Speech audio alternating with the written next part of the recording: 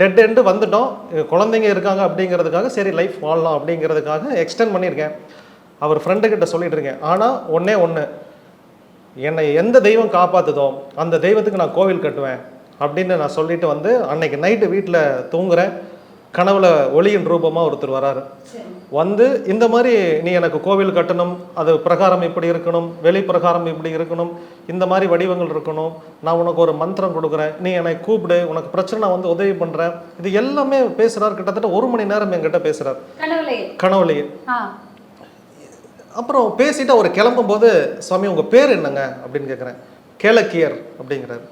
சரிங்க சுவாமி அப்படின்னு. என்னை எப்படி செலக்ட் பண்ணீங்க அப்படின்னு கேட்டேன்.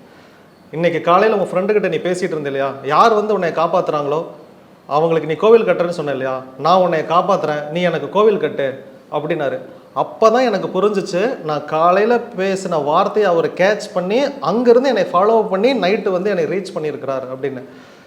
காலையில் விடியுது, கேளக்கீர் அப்படின்னு நான் கூகுளில் அடிக்கிறேன்.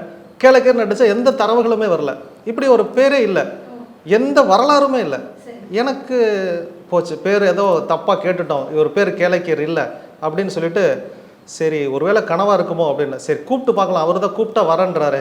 டேபிளில், ஆஃபீஸ் டேபிளில் உட்காந்து கேளக்கீர் சித்தரையா வாங்க, நைட்டு நீங்கள் வந்தீங்க பேசுனீங்க எல்லாம் எனக்கு நல்லா தெரியுது, பட் உங்கள் பேரை எனக்கு மட்டும் சரியாக ஒரு தடவை ஊர்ஜிதம் பண்ணிட்டு போங்க அப்படிங்கிற. அவருடைய ஓசை கேட்குது, கேளக்கியர் தான், தைரியமாக இதே சொல்லுங்க அப்படிங்கிறாரு. குரல் கேட்குது. எனக்கு ஆச்சரியம்.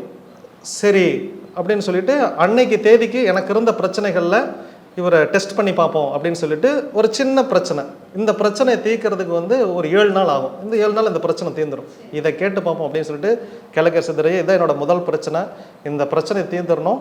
அப்போ நான் மந்திரம்லாம் எதுவுமே உபயோகிக்கல, கேளக்கியர் சித்தரையா வாங்கய்யா இந்த பிரச்சனை எனக்கு தீர்த்து கொடுங்க இப்படின்னு மட்டும் கேட்குறேன். அன்னைக்கு சாயந்தரத்துக்குள்ள அந்த பிரச்சனை முடிஞ்சிச்சு.